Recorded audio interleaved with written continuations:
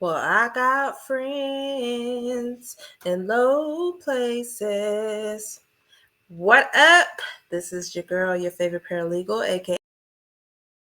aka Cassandra Lynn, and welcome to Legal Doc Talk 24/7. Hey, today we are going on the Garth Brooks allegation. Man, my mom was a big country fan back in the Gap, and I just turned into a country fan. Well, I've always listened to country music, and my boyfriend, he actually loves country as well. So that kind of brought back up some memories. But when I heard about Garth Brooks, I was like, say it ain't so. Say it ain't so. So I do want to hop on into that right now. So before I pull up this document, I do kind of want to summarize what you guys are going to be reviewing tonight. So there are two documents that I am going to show you guys. The first one is the document that he filed in Mississippi under the pseudonym John Doe. He did not want anybody to, figure out it was him. Okay.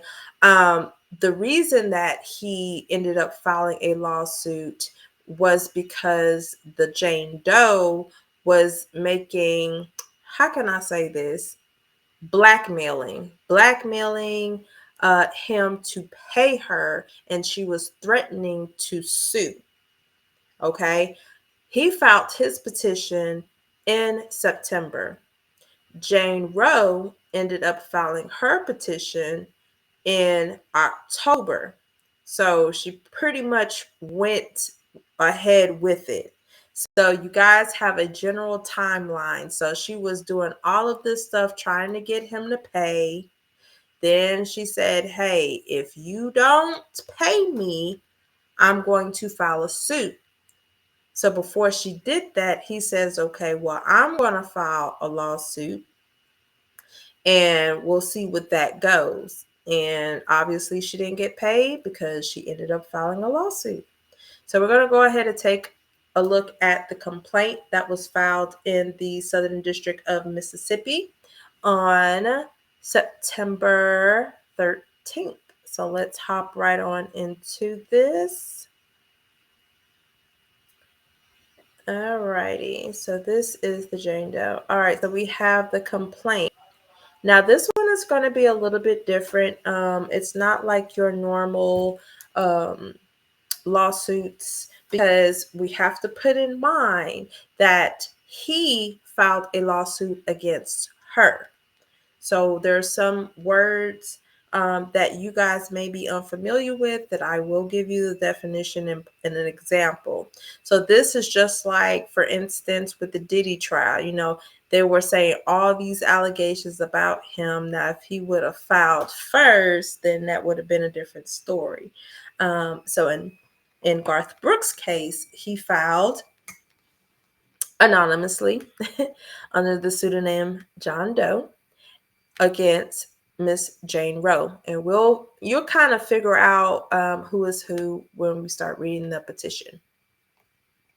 All right, so plaintiff files this lawsuit to obtain relief from defendant's ongoing attempted extortion, defamation, false light, invasion of privacy, and intentional infliction of emotional distress through outrageous conduct, including the publication and threatened wider publication of false allegations of misconduct that would irreparably harm plaintiff's reputation, family, career, and livelihood. So, parties. Plaintiff is an adult resident citizen of Tennessee.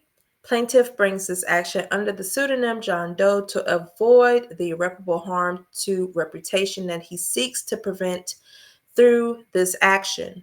Plaintiff will disclose his identity to the court through a sealed in-camera filing or as the court otherwise deems appropriate. Defendant is an adult resident citizen of Mississippi. This complaint uses the pseudonym Jane Roe for defendant to avoid unnecessarily harming her reputation. Plaintiff will disclose defendant's identity to the court through a sealed in-camera filing or as the court otherwise deem appropriate. But as we already know, it's already out there. It's already out. Now, we don't know who the Jane Roe is, but we do know who the John Doe is. Okay. All right. So here are the facts. Plaintiff is a celebrity and a public figure who resides in Tennessee.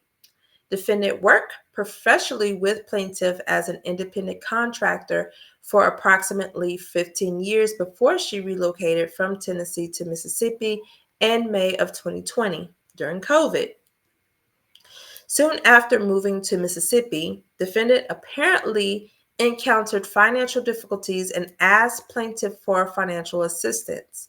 Plaintiff complied out of loyalty, friendship, and a desire to improve defendant's condition. But defendant's demands for financial assistance only increased, with defendants ultimately asking plaintiff for a salaried employment and medical benefits. Now, let me see. So she worked with him for years. So she was let me see, before she relocated from Tennessee to Mississippi. Okay. All right. So I was thinking about something else. All right. So she worked for him for 15 years and then she relocated in the middle of COVID to Mississippi. And so she encountered financial difficulties as I and anybody else did in that year, only because it was COVID. Everything was shut down. We couldn't go nowhere. So I think she used that as her advantage. And it did say out of loyalty, friendship, and a desire to improve her situation, he helped. As anybody would, if you're in a position to help, especially during that time when people were losing everything, he did it out of kindness. And I think, based off of what I'm just reading off of 5, 6, or 7, she took advantage of that. But let's continue.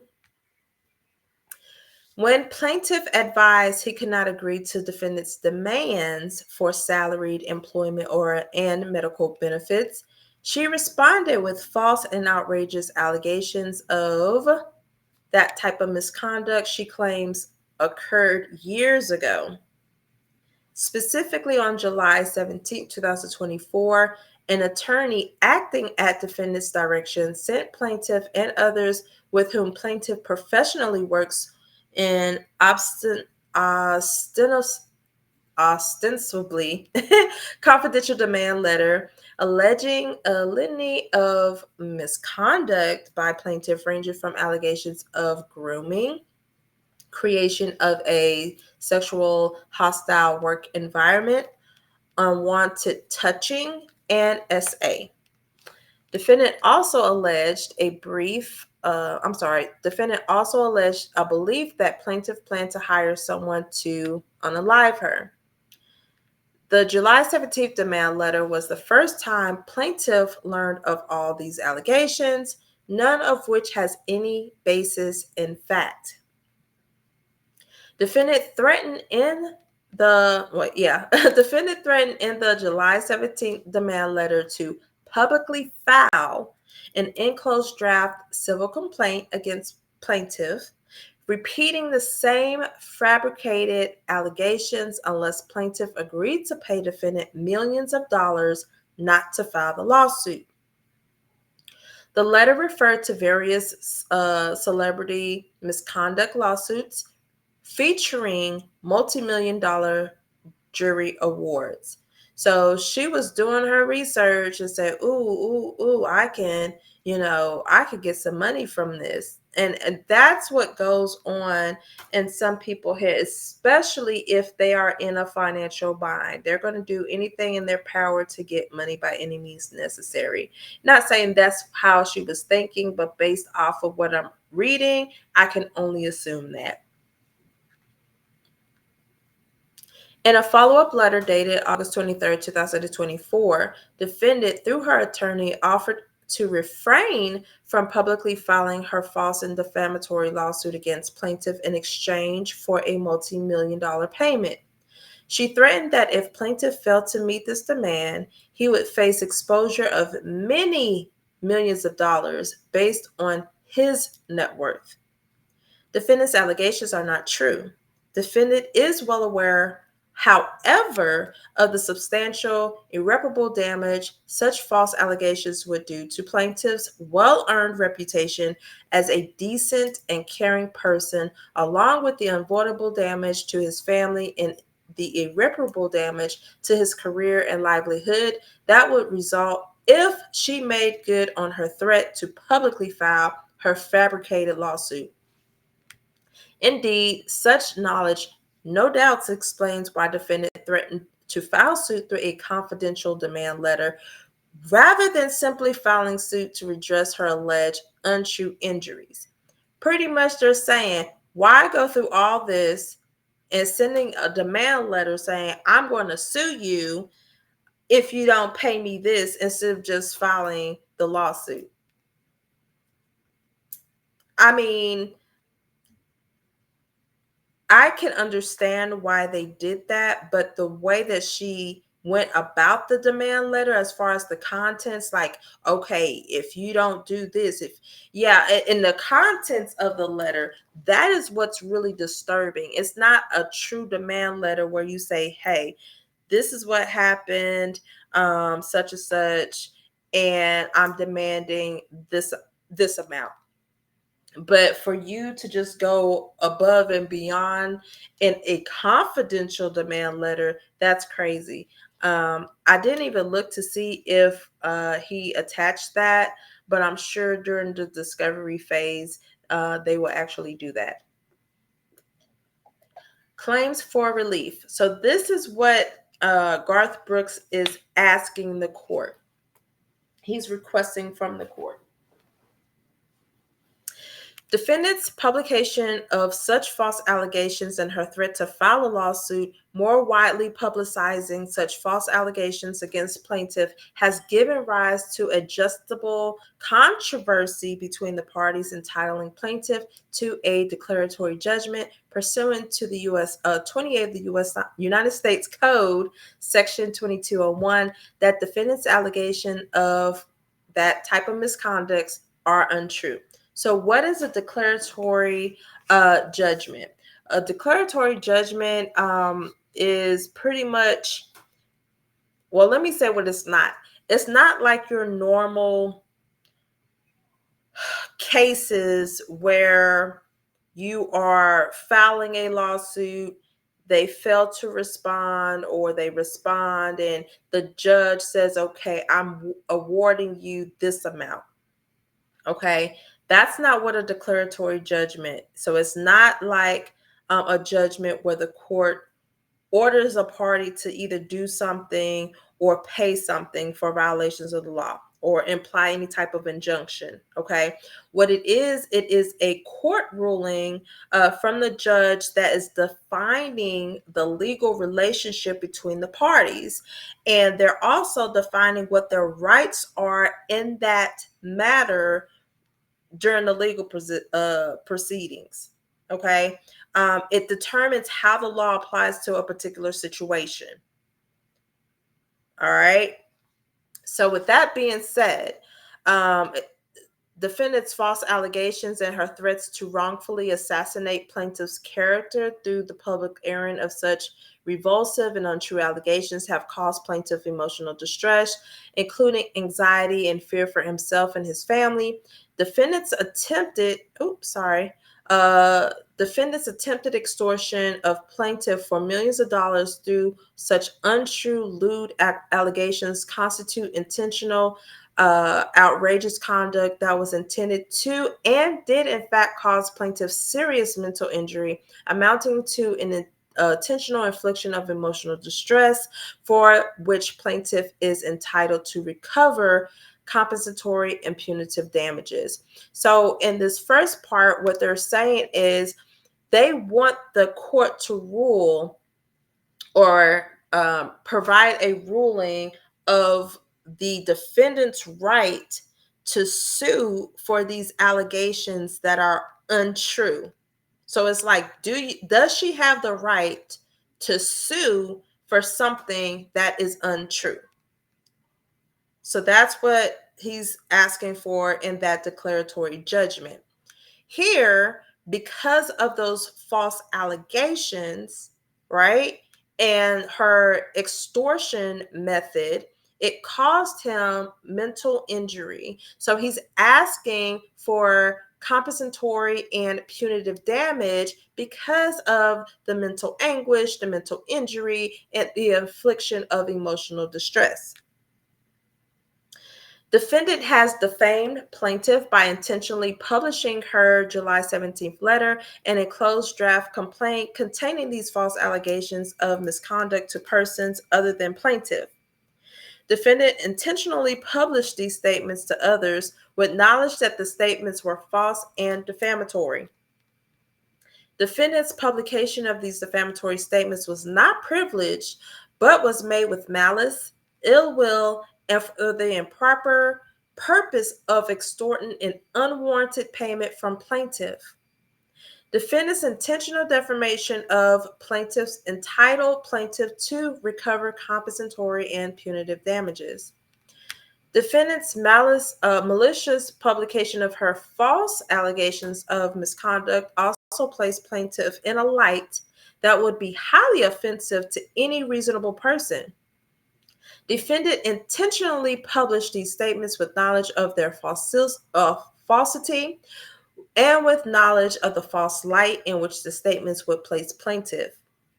Defendant's publication of these false allegations was not privileged, but was made with malice, ill will, and for the improper purpose of extorting an unwarranted payment from plaintiff. Defendant's intentional false light invasion of privacy entitles plaintiff to recover compensatory and punitive damages.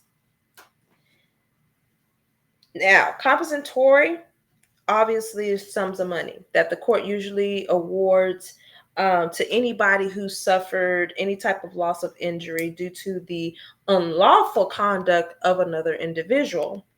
When we're dealing with punitive damages, those are just additional damages to compensatory damages. Okay. I was going to say something, but I was like, no, I'm not going to mix personal injury with this particular type of case.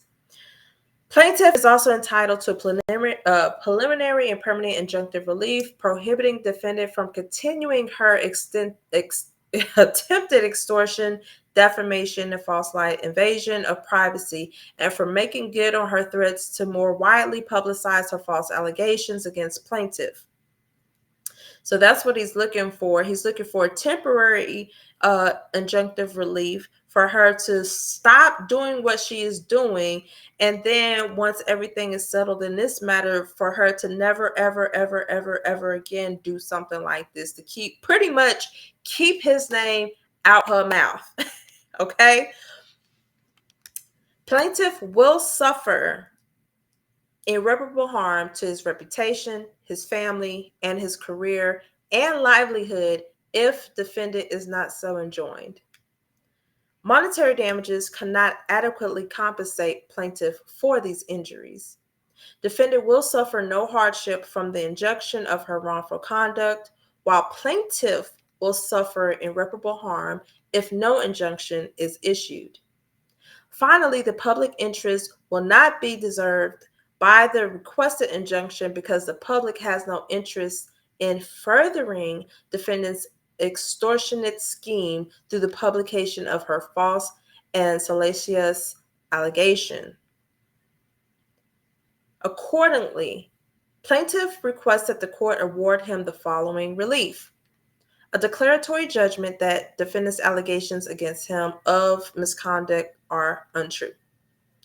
Compensatory damages proximately cause defendant's intentional infliction of emotional distress, defamation, and false light of invasion of privacy, including incidental and consequential damages.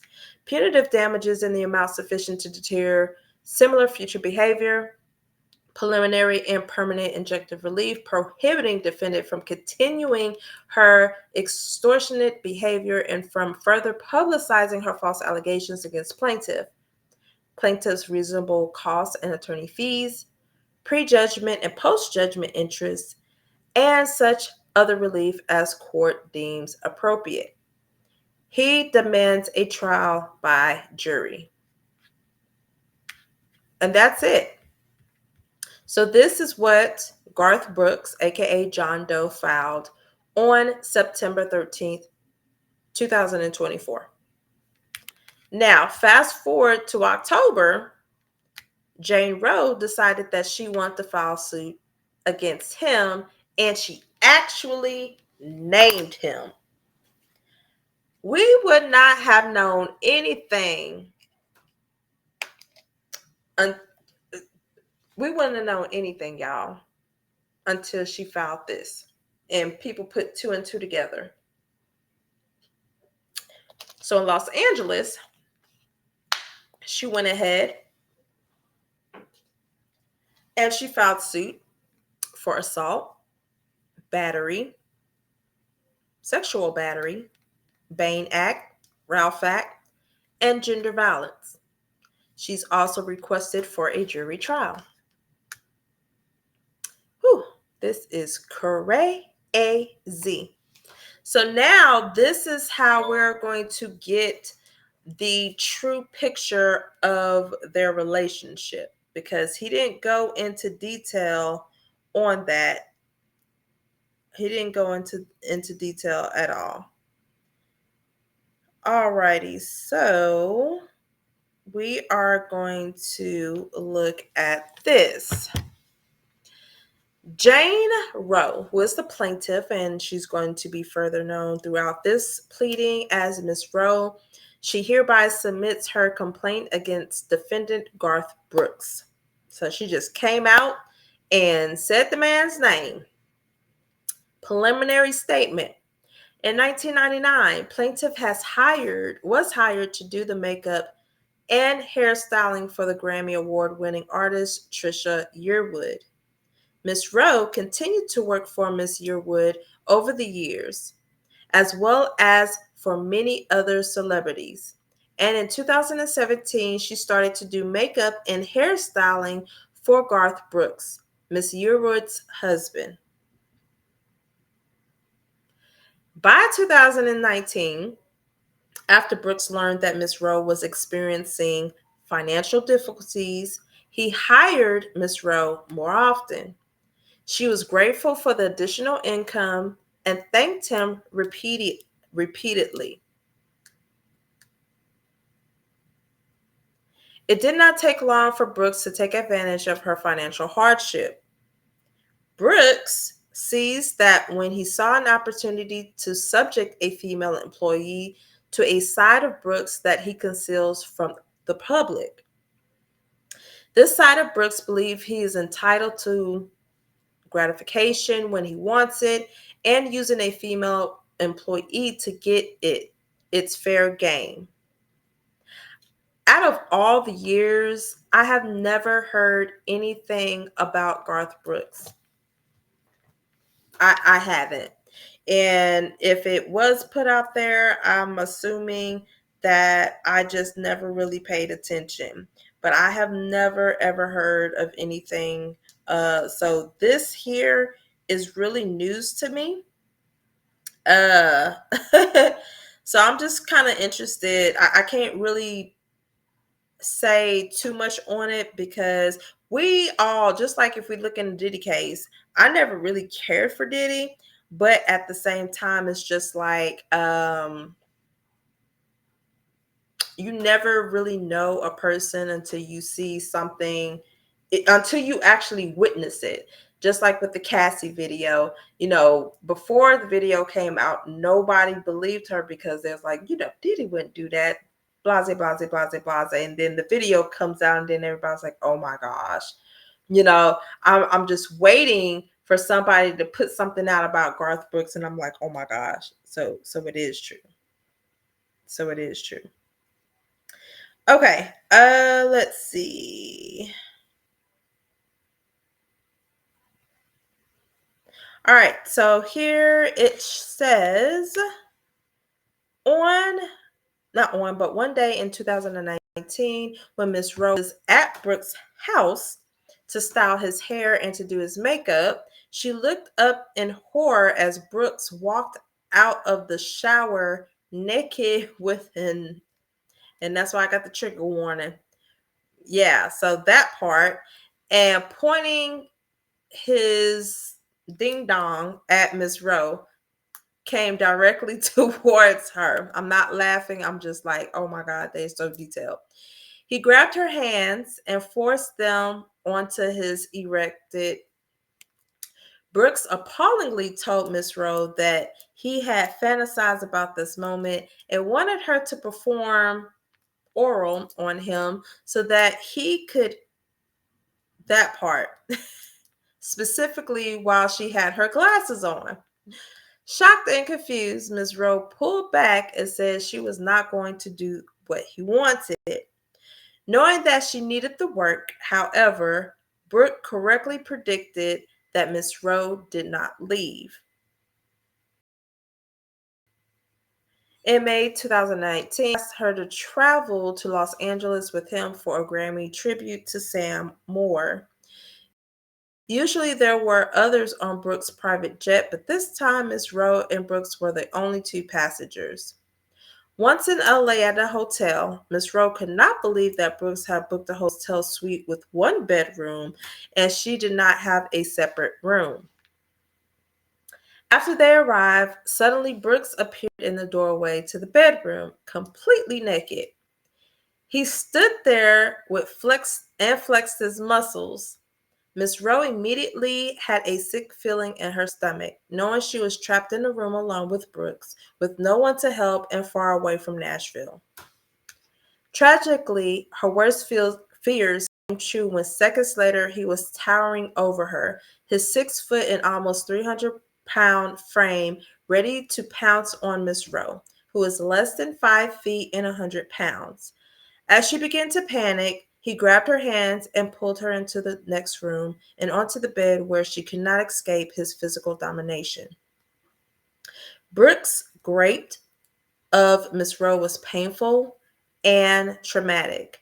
Having no regard for her well-being and intent on his own gratification at the expense of Miss Rowe's physical, mental, and emotional trauma, at some point during this nightmare, Brooks even held her small body upside down by her feet, and yeah, that's wild. She was helpless to move from his grip and terrified at what was happening to her. While he held her upside down, dangling by her ankles, all the blood rushed to her head, causing her to become dizzy and sick. While Brooks forcefully, he said perverted things to Miss Rowe about his prowess. Whew. Brooks also repeatedly slammed his into her, causing Miss Rowe's back to keep hitting his body over and over with such force she felt as if he was breaking her into two. Disgustingly, Brooks insisted that Miss Rowe wear her eyeglasses while he carried out his assault fantasy. With cold disregard for Miss Rowe, when Brooks was finished, it was business as usual. Miss Rowe worked quickly to style his hair and do his makeup for the event, so he was on time. Brooks subjected Miss Rowe to appalling conduct, all of which took place while Miss Rowe was working for him. That includes, but not limited to, the following. All right. So Brooks openly talked about subjects in front of Miss Rowe, including, for example, Lingus. Don't know what that is. Brooks regularly changed his clothing in front of Miss Rowe and often purposefully exposed his genitals and buttocks to Miss Rowe, knowing that she would respond with a look of horror or disgust. Now, you're just torturing this lady at this point. Brooks repeated the fantasy he said when he came out of the shower with the and forced her hands on his to Miss Roe and forced her to listen to other fantasies he had about her performing acts on him. Brooks sent Miss Roe explicit text messages and pressured her to engage in sexting with him. After the essay in Los Angeles, Brooks increased the frequency of his fantasies about her aloud, along with the physical groping of her breast while she was doing his hair and makeup. At this point, the money ain't the money ain't it. The money ain't it. Y'all give me just a second. My child is calling me.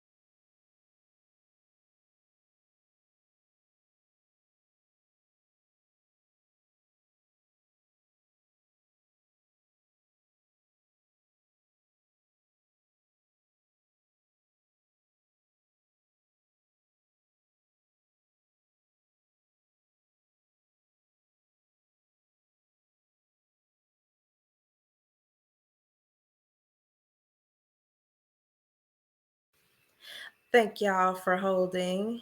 That's my college student, so I have to make sure I answer his call. Yes, and they always want money. So give me a second. Let me let me transfer some money to my child's account. Let's see.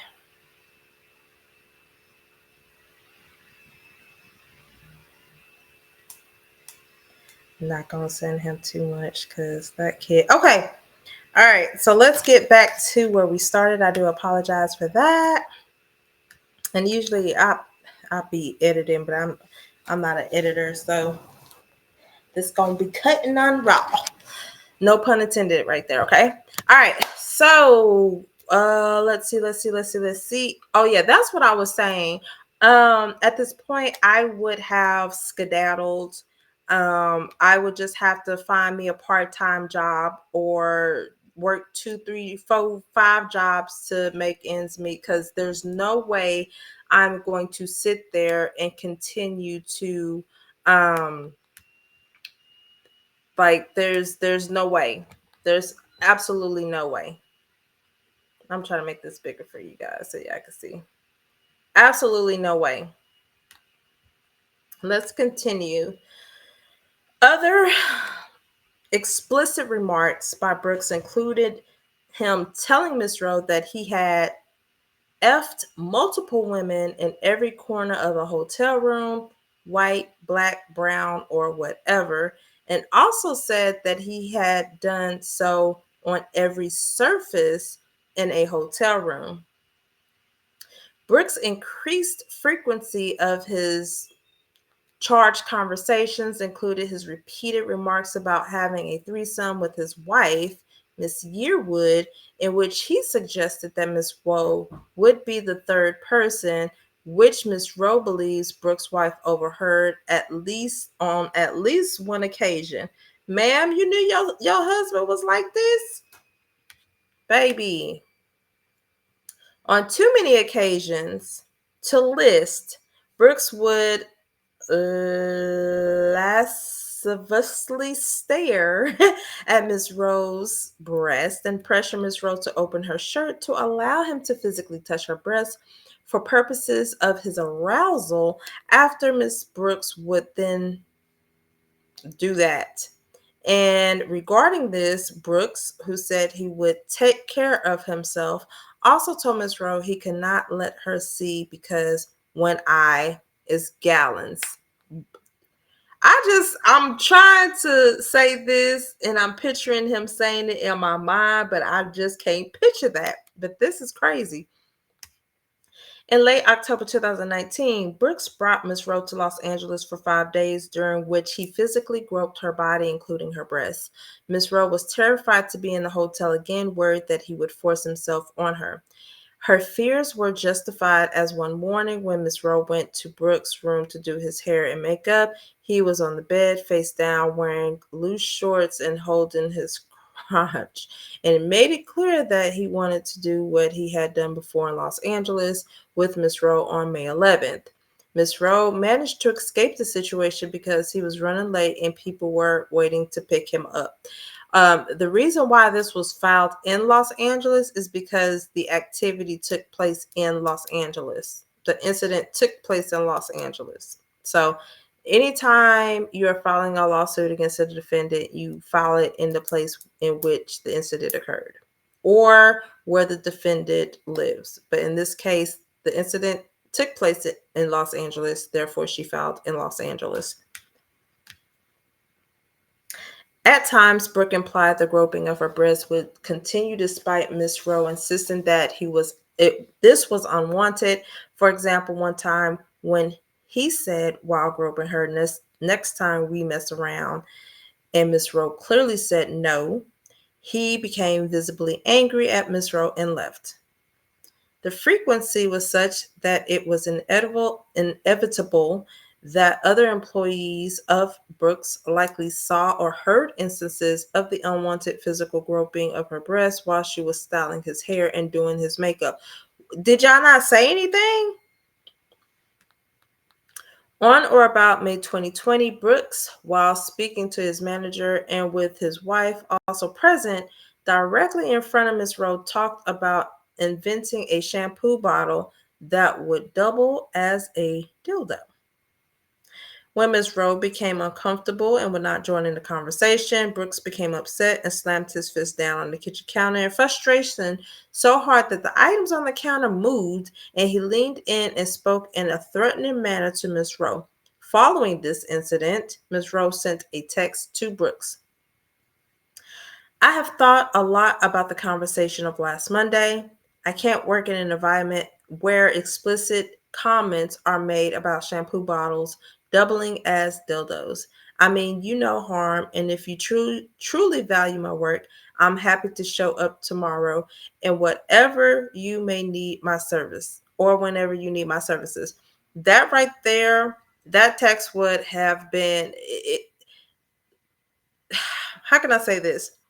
The environment where explicit comments are made. No, ma'am.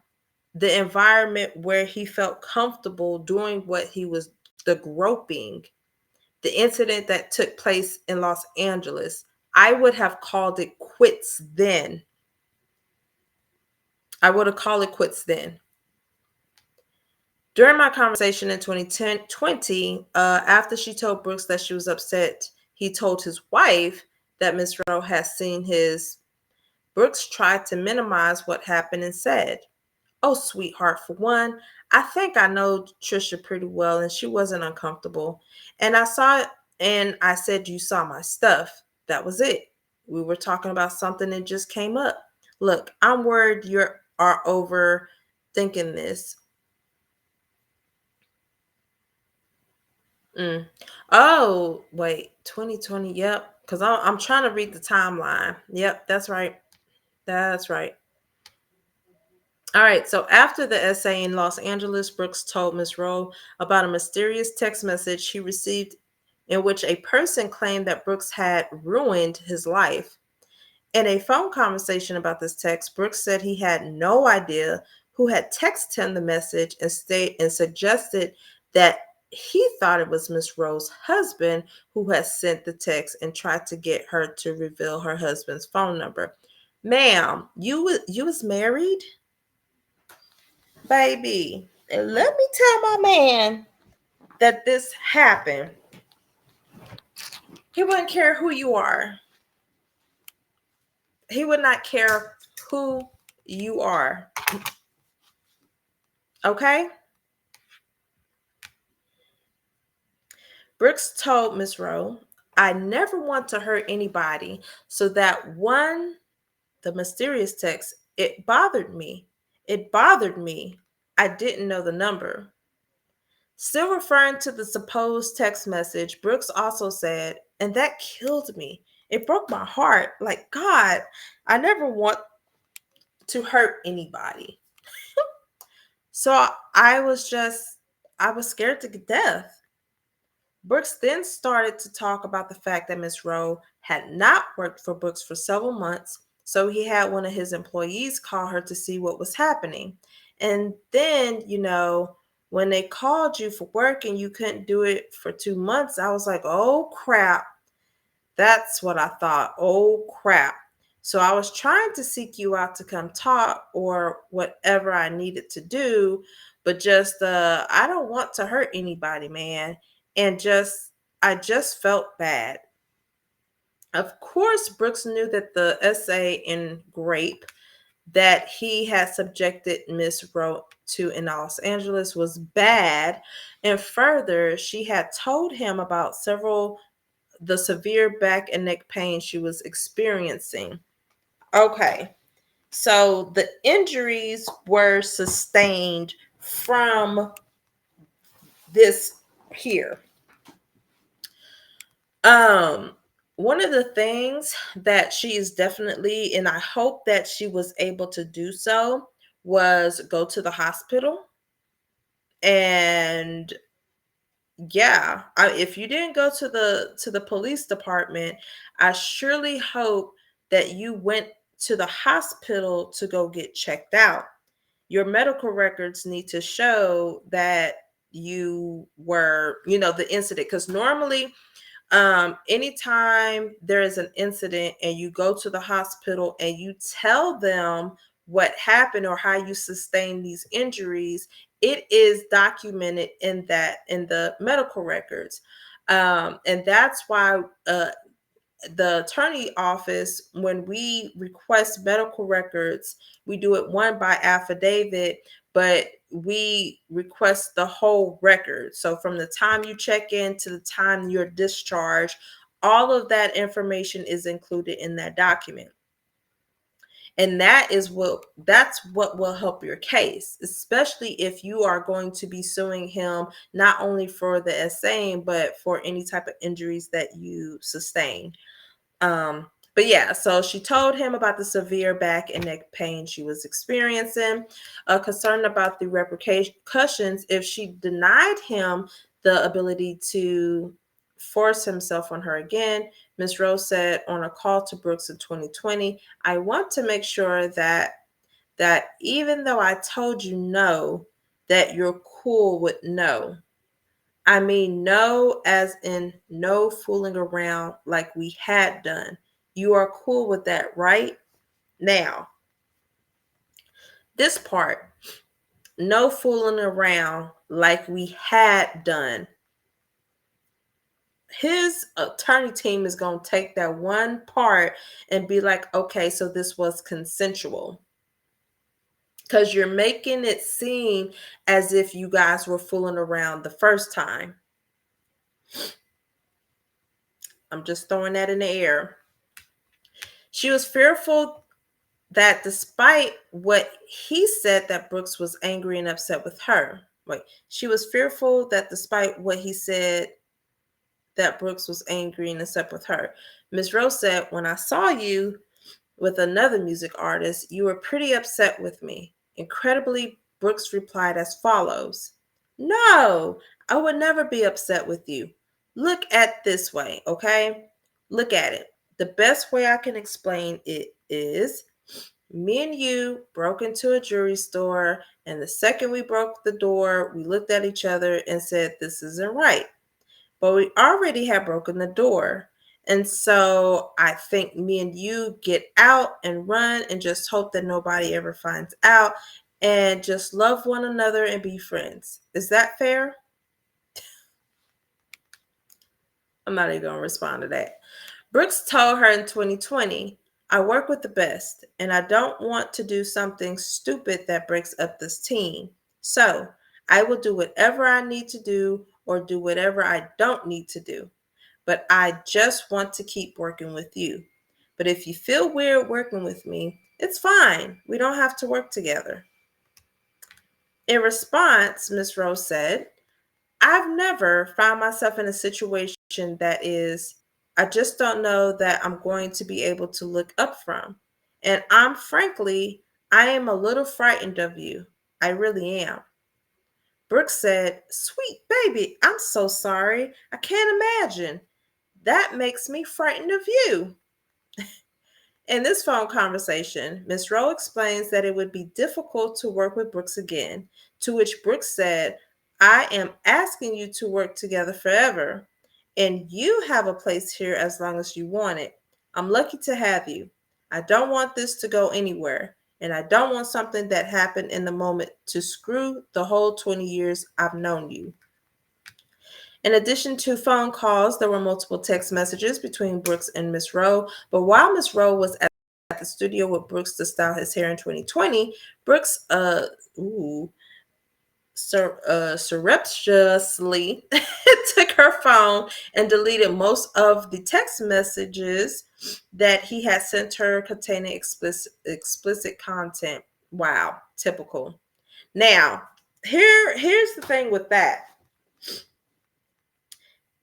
If there were text messages, I can't remember how far back you can actually go, but even though you deleted off your phone, it's still stored somewhere. That's why you have to subpoena the phone records. And I did not show y'all when I was showing y'all the discovery, the interrogatories, and the request for productions, and so on and so forth. In the interrogatories, one thing that I will ask, or defense counsel might ask us, is who is your phone carrier? What is your phone number at the time of the incident? What's your account number? Because then that's how we would subpoena those records and determine. So we'll get everything, the pictures, the text messages, call log, all that good stuff. We can get that. We can obtain that. So even though he deleted it, it can still be retrieved. But I think it's a certain time frame that you can go back. But I think this is 4 years. So I think you go back, I want to say 10. I might be wrong, but I'll definitely look at that and let you guys know. All right, so eventually Miss Rowe was unable to continue working for Brooks, and she sought legal counsel about what had happened. That's good. In addition, in or about May 2021, Miss Rowe moved to Mississippi. When Miss Rowe's counsel contacted Brooks and disclosed the fact that Miss Rowe was prepared to file a complaint in California to hold him accountable for his essays, and even shared a copy of the drafted California complaint with Brooks, he used the fact that Miss Rowe had dared to speak about the harm he forced on her as an opportunity to inflict even more harm and pain on Miss Rowe. And that is what we read in the previous complaint. Specifically, while pretending to be in discussions with Ms. Rowe to resolve her legal claims against him on September 13th, 2024, Brooks filed a preemptive abusive complaint against Ms. Rowe under the Declaratory Judgment Act in the United States District Court for the Southern District of Mississippi, Northern Division, entitled John Doe versus Jane Roe. And then they are calling that complaint the abusive Mississippi action. Incredibly, in the abusive Mississippi action, Brooks labeled himself the victim and claimed that Ms. Rowe was a lying extortionist who intended on destroying his professional reputation. Brooks alleged that she threatened to file her complaint in California only because Brooks refused to give her a raise and pay for health insurance. The abusive Mississippi action by Brooks is a blatant attempt to further control and bully his SA victim by utilizing his multimillionaire resources to game the legal system. Now, back on 28, I think I understand why she didn't go to the hospital is because she didn't have health insurance. And you would be surprised of how many people don't go to the hospital after an incident because they don't have health insurance. It is very common. And a lot of the personal injury cases that I deal with, car wreck, trucking wreck, they don't know that, and this is before they hire an attorney's office. People don't know that you can, and we call them letter of protections. Not everybody offers that, but I know in Texas I use letter of protections, and in Florida, Georgia, we use letter of protections, and that's just pretty much means, and this is usually done once you hire an attorney's office, but it's just a letter just saying, hey, we are going to, this is an agreement that the firm will pay the medical provider once a settlement has been, obtained. And so that is on a different, note. Here, no lawsuit has been filed. So therefore, if she didn't have health insurance, is I can only say that she did not go to the hospital. Point blank serious. Who wants to be, stuck with a 10,000, 20,000, 30,000, dollar bill? So that makes sense as to why she did not go. However, I wouldn't care if this, incident of this magnitude happened. I wouldn't have cared. I need somebody to document this. Going on to 30. As part of the lawsuit he filed against Ms. Roe in desperation, Brooks simultaneously filed a motion to proceed under the pseudonym John Doe. This basis for this, as described by Brooks, was because he has a well-earned reputation as a decent and caring person. And therefore, if the SA allegations are disclosed, he says it would create unavoidable damage to his family. Brooks is desperate to prevent his millions of fans from learning about the horrific things he has said and done to a junior female employee who did nothing to deserve such treatment. But our legal system is not in place to allow wealthy wrongdoers the ability to run workarounds on SA victims who attempt to hold perpetrators accountable. I do agree with that. I strongly agree with that. Yet, this is precisely what Brooks is trying to do in the abusive Mississippi action. As set forth below, Ms. Roe commences this action pursuant to the California's SA and Cover Up Accountability Act. Boy, California on it, ain't they? Ms. Roe seeks all appropriate relief to redress Brooks' irregularious and unlawful actions in violation of common law torts for assault and battery, and in violation of California statute for sexual battery.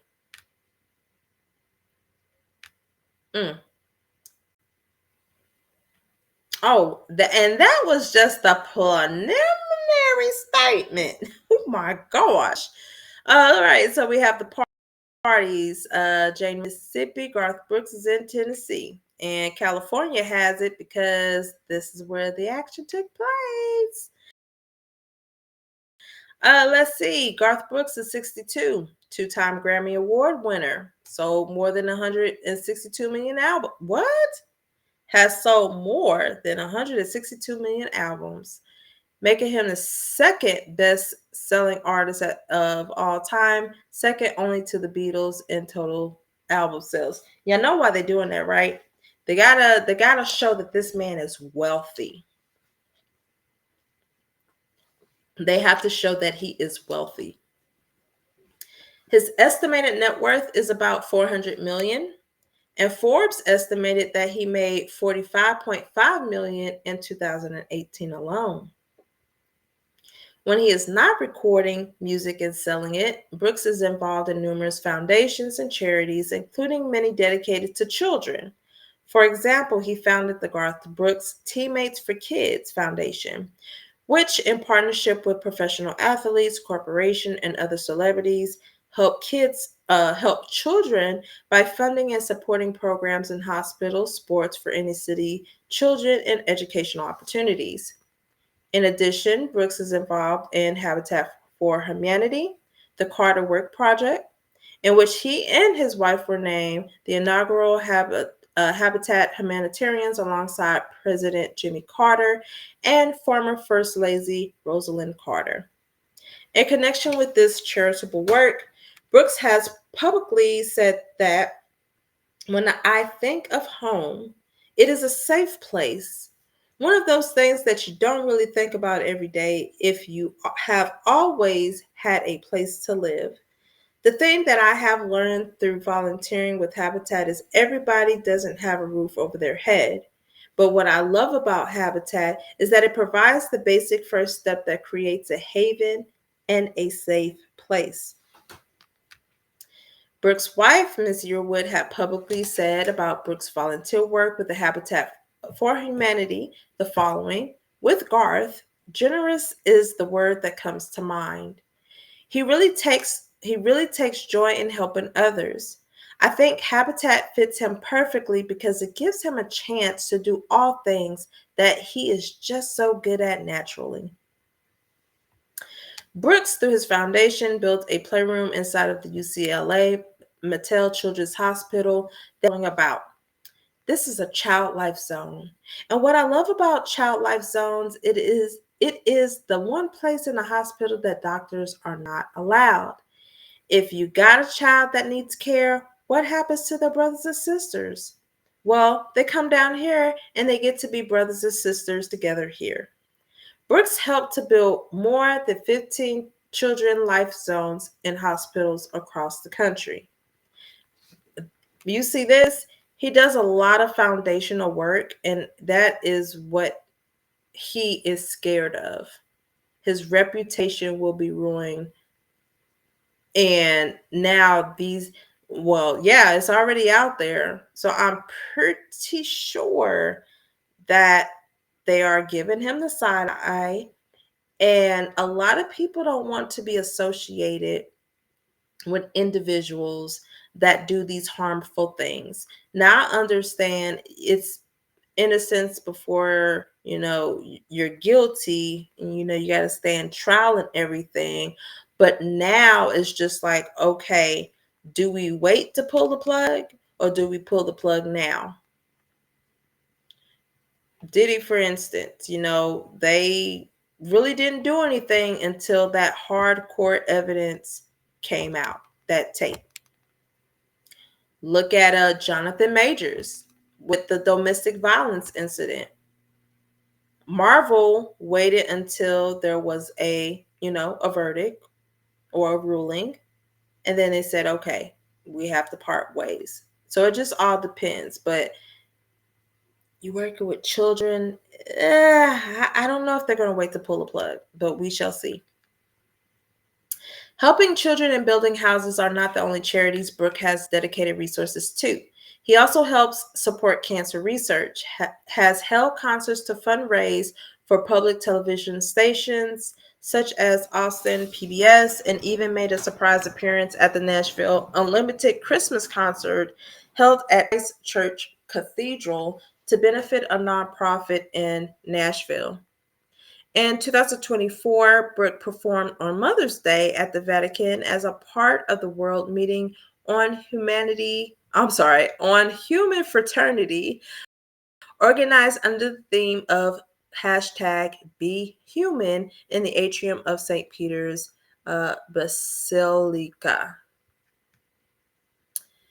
With his performance at President Biden's 2021 inauguration, I cannot speak. Brooks said it was about reaching across and loving one another. Brooke devotes countless hours and resources to showing the public this side of himself. Brooke wants his fans to believe that this charitable person is who he is on and off the stage. As these allegations demonstrate, There is nothing loving, safe, or charitable about what Brooks subjected Miss Roe. Now for Miss Roe. Miss Roe is a professional makeup artist and hairstylist who has worked in the music industry for more than 30 years. Her work garnered her loyal list of clients, many whom are household names. Through her hard work, skill, and dedication, Miss Roe has performed the hairstyling and makeup for celebrities appearing in countless publications such as the Rolling Stone, Vanity Fair, InStyle, Esquire, and Nash Magazine. Additionally, she has received numerous credits in advertising campaigns involving top celebrities and brands, and for her work in television commercials and films. Throughout her career, Ms. Roe has collaborated with many of the top professional photographers in the world. Unfortunately, in late 2018, the pressure on Ms. Roe to provide financial support for her family increased, and she needed to take on as much work as she could handle. Ms. Roe shared her financial challenges with Brooks and his wife.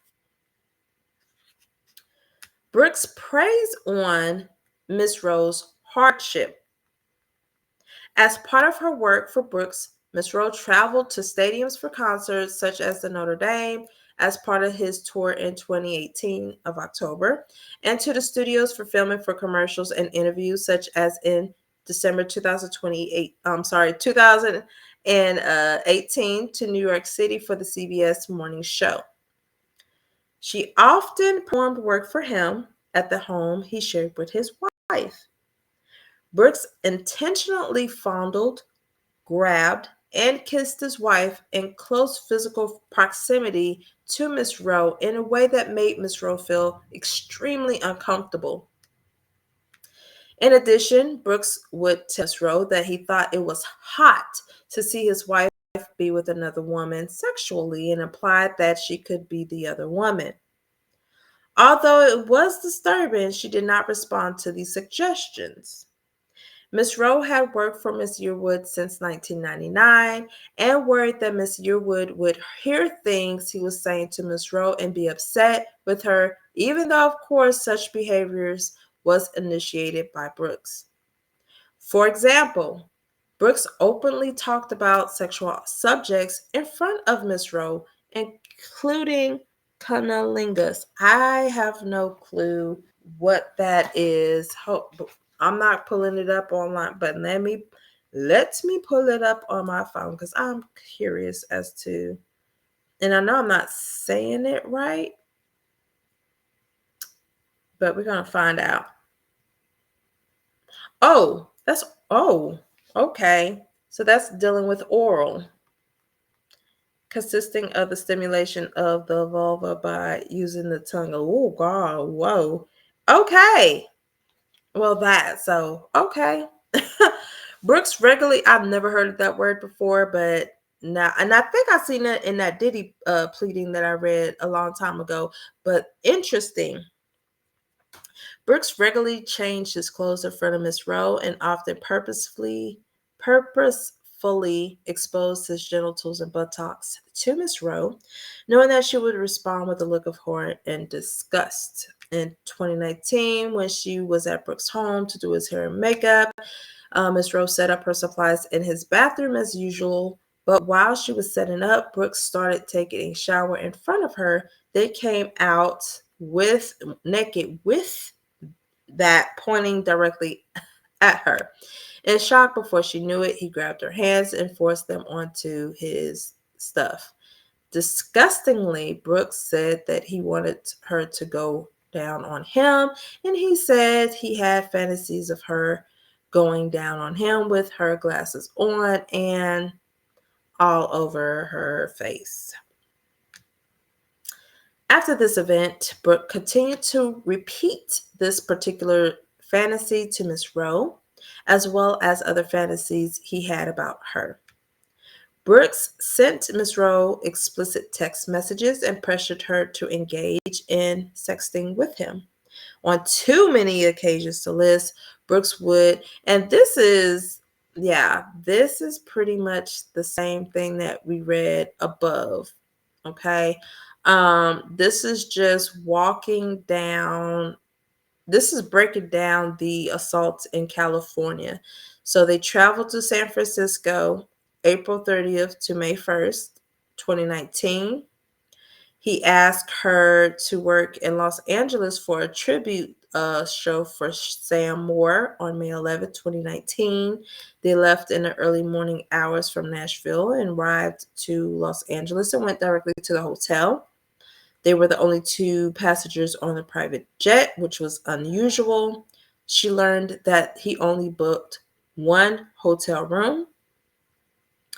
When she dared ask if she could have a separate room, he said no. He wanted to isolate her and be alone with her because he knew exactly what he was going to do to her. No employees were on the trip for the same reason. Brooks planned his attack well in advance. We went over that, what he did to her. This is so sad. I don't, because I know they copied and pasted this stuff in there. She felt that he knew that he was hurting her. All right, disgustingly, this only caused him to drop her from the upside down position and force her over to a small love seat where, after placing her face down, Brooks engaged in other acts too graphic to include in this complaint. So after he held her upside down, he did more. She was terrified.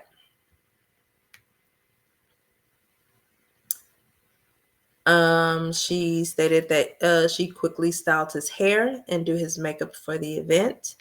All right, so Miss Roe was physically ill and already in pain by the time they flew back to Nashville. In fact, a migraine had already started. In the weeks after this horrific violence, Miss Rowe experienced debilitating pain in her neck and lower back, which she sought medical treatment for. Yes, thank you. In addition, she had to seek treatment from her OBGYN for damage Brooks caused during the Los Angeles grape. Yes, yes, yes. With those records, that they will obtain during the discovery phase, this is what will set her case. Sadly, during the summer of 2019, the trauma from Brooks' grape became so unbearable for Miss Rowe that she planned to commit. Oh my gosh. She felt hopeless and did not see how she would move past what had happened. Fortunately, she did not act on her thoughts and managed to continue to keep showing up and earning money to support her family. She knew that she could not say anything to Brooks or anyone who worked for him about what he had done. This is why when Brooks asked her to work with him at another job in Los Angeles, she still agreed to go. On October 28, 2019, Brooks and Miss Rowe traveled with him back to California for 5 days of work. On this trip back to Los Angeles for 5 days, Miss Rowe was terrified to be in a hotel room with him again, worried that he would force himself on her. Fortunately, other employees were on the trip and in close proximity within the hotel. However, this did not stop Brooks from repeatedly squeezing, touching, and groping her breasts anytime he could. Brooks even made Roe open her shirt to expose her breasts to him for the purpose of his own gratification. Her fears that he would subject to her unwanted pleasures were justified as one morning when Miss Rowe went to Brooks' room to do his hair and makeup. He was on the bed face down. Yeah, and we already said what happened. He pretty much said no. She narrowly escaped another essay because he was running late and other people were waiting to pick him up. Brooks did not hide that he was angry and upset with Miss Rowe for not allowing him to violate her. After the SA engraved in Los Angeles, Brooks increased the frequency of saying his fantasies about her out loud, along with his physical groping of her breasts against her will. Oh my gosh, this is just horrible. He forced her to do this while she was styling his hair and doing his makeup. I promise you, I would have that man going out there looking like a straight clown. Okay? At times, Brooke implied the groping would continue despite Miss Rose insisting this was unwanted. For example, one time when he said while groping her, next time we mess around, and Miss Rowe clearly said no, he became visibly angry at Miss Rowe and left. Miss Rowe, needing the financial support from her work for books, was petrified that her refusals would cause him to fire her. Now that we are reading this portion of it, it makes sense. If because I'm pretty sure he's paying her well, okay, versus having to go get a regular job. But me personally, I would not be able to do it. Brooks increased the frequency of his charged conversations with Miss Rowe, and this included his repeated remarks about having a threesome with his wife, in which he implied that Miss Rowe would be the third person, which Brooks' wife overheard on at least one occasion, Miss Rowe believes.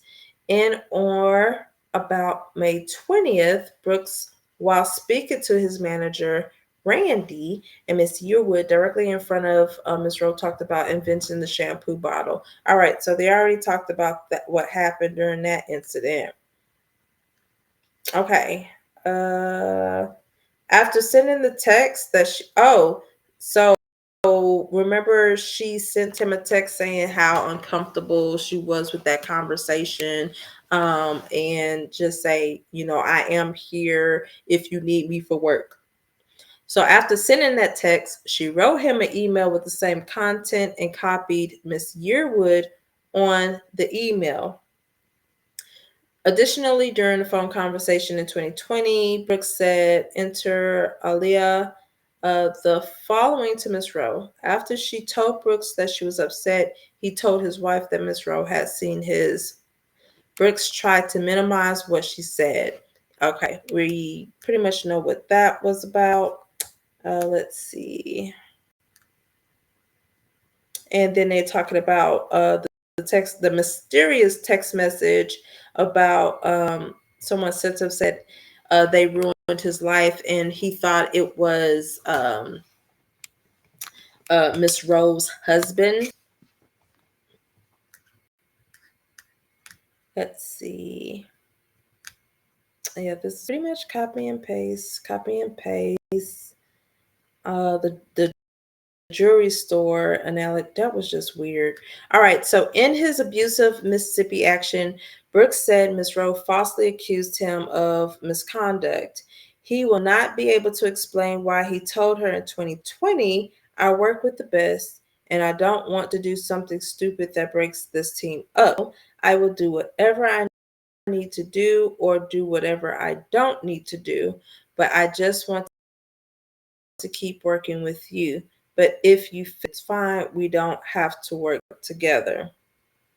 In response, Ms. Rose said, I never found myself in a situation that is, I just don't know that I'm going to be able to look up from. And I'm a little frightened of you. I really am.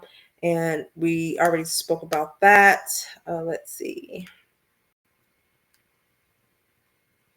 All right, so this one I don't think we went into. It says, Brooks further said to Miss Rowe, I love you to death, honey. I don't ever want to see you hurt or cry or want or need for anything. If you are down physically, if you need income, please let me know. I want to help. If this situation happened a year ago before me and you did anything silly with each other, the answer would be the same. Yes, let me help. I'm so sorry that we crossed a line. I don't want to hurt anybody. I really don't. Now, he said, I'm so sorry that we crossed a line. She didn't cross a line. You crossed the line. Oh my gosh. And once again, defense attorneys, they're going to be like, well, he said we crossed the line. So it's once again, they're going to try to make it like it was consensual. In addition to phone calls, there were multiple text exchanges between Brooks and Ms. Roe, explicit content. Again, showing that Brooks knew exactly what he has done to her. One day in 2020, when she was on site at the studio hair to style Brooks' hair and do his makeup, he took the phone, deleted most of the text messages. Like I said, all you got to do is subpoena it. He would tell Ms. Roe ahead of time that it would be him sending her communications under a different name. For example, in 2019, he texted her to use a certain email address with a woman's name. It will come back to you as woman's first name, woman's last name, but that is me, silly face emoji. Are you trying to hide that from your wife? Baby, if she got them emails, Lord, Lord, Lord, Lord, Lord. Although Brooks thought he deleted everything on Miss Rose's phone, he did not. And some texts remain, including those in which he encouraged Miss Rose to speak in a sexualized manner to him, such as this message referring to his huge stick.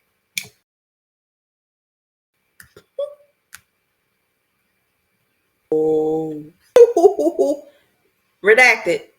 Warm fact, and that huge stick you carry, Roosevelt. I'll take that nickname. Thank you. I love you. Wait, what? Wait, oh wait, because the woman's name he used is that, oh, he used an employee's name. Oh, that's crazy. He was acting like he was an employee sending an email. But I'm on this part. That don't make sense. So who is who? I'll take that nickname. Thank you. I love you. All the books that he didn't. Oh, he encouraged her to speak to him.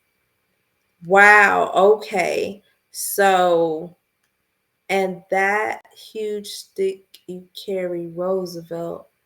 Okay. Now, oh, once again, the defense is going to have a field day because, oh man, this ain't good. I don't like that. Based on the information set forth above, which is the sampling of some, but not all of the acts Brooks subjected her to, it is obvious why he resorted to such a drastic measure as filing the abusive Mississippi action. Brooks is desperate to prevent his millions of fans from learning about the horrific things he has done and said to a junior female employee who did nothing to deserve such treatment. Fortunately, Brooks is not entitled to misuse legal statutes, such as the Declaratory Judgment Act, to further harm Ms. Roe. Ms. Roe's agency as a survivor and her ability to hold Brooks accountable for his predatory behavior should not be thwarted by the preemptive abusive Mississippi action. Should not be thwarted by the preemptive abusive Mississippi action. While Ms. Roe has been victimized again by Brooks, she commits this action to hold him accountable. Okay, so these are the causes of action. Assault. Yeah, because what he did to her, that was assault. Battery. Yeah, you forcing, offensive touching, graping, sexual battery. Yeah, man. The Bain Act. What is the Bain Act? At all relevant times, Brooks interfered or attempted to enforce by threat, intimidation, or coercion, and by physical force with Miss Rowe's exercise or enjoyment of her right to be free from SA and sex discrimination as secured by the laws of California. The Ralph Act committed a violent act against Miss Rowe motivated by her sex by penetrating her without her consent, and that he would not and could not have committed the same violence against a man, and that violent act was a substantial factor in the resulting physical and mental harm suffered by Miss Rowe. Mm.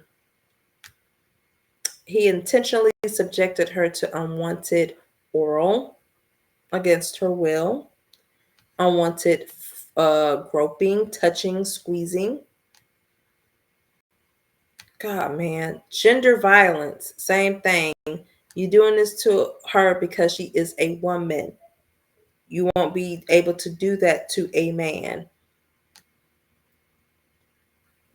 She is praying for monetary and compensatory damages, punitive exemplary damages, attorney fees and penalties under the Civil Code, um, cost of the suit, and any cost that is spent on expenses during the suit, and for such other relief, further relief as the court may deem proper. And like I said before, she is demanding a trial by jury.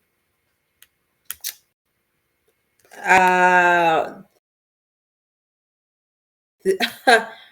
you know, when we read his complaint, that's one thing. That was another thing. But going down to the facts, it's just pure sad, especially when you're hearing the details of what happened. That is sad. That is truly sad. Let me see. Oh, and that's it. That's it. I know this was a very, very, very long video, but thank you for tuning in. Uh, what are your thoughts on this case? And you don't even have to know who Garth Brooks is. It's just the fact that something happened, between two parties to a woman, and she has now came forth. Like I said before, we read the first petition, and it's just like, okay, yeah, she's just trying to get money, and I'm guilty. Y'all was hearing my commentary throughout reading this, and then we got to her complaint and reading the preliminary statement. It's just like, okay, there's a lot of things. As I stated, I wouldn't have been around for that, or I would have immediately filed a police report and went to go get checked out. And it turns out that she actually did. She sought medical attention. She even went to her OBGYN, which is good, because if it's stated in the documents, that helps validify her claim for what she's trying to claim. On the back end, it's going to be very interesting to see how the defense counsel is going to take some of the languages, like the text, for instance. It stated that he wanted her to speak in a certain manner, and then you have these text messages that actually show her speaking the way. But it's like, how can you determine whether she was doing it on her own, and it's not because he told her to do it? You see what I'm saying? And then you have some of the text messages from him where he's stating that, we fooled around, or we messed around, or we crossed the line. How do you, how do you differentiate between whether or not, he's the only one that crossed the line. Was it consensual? This is going to be, I feel, in my opinion, a nasty lawsuit. Um, and I am going to, keep up to date with this and let you guys know of any updates on the docket. And this is actually for both cases because he has his case and then she has her case. So it's going to be interesting as to what comes out. What do you guys think about this? Please drop it in the comments below. Don't forget to like, share, and subscribe. Until then, be blessed, and I'm out. Bye.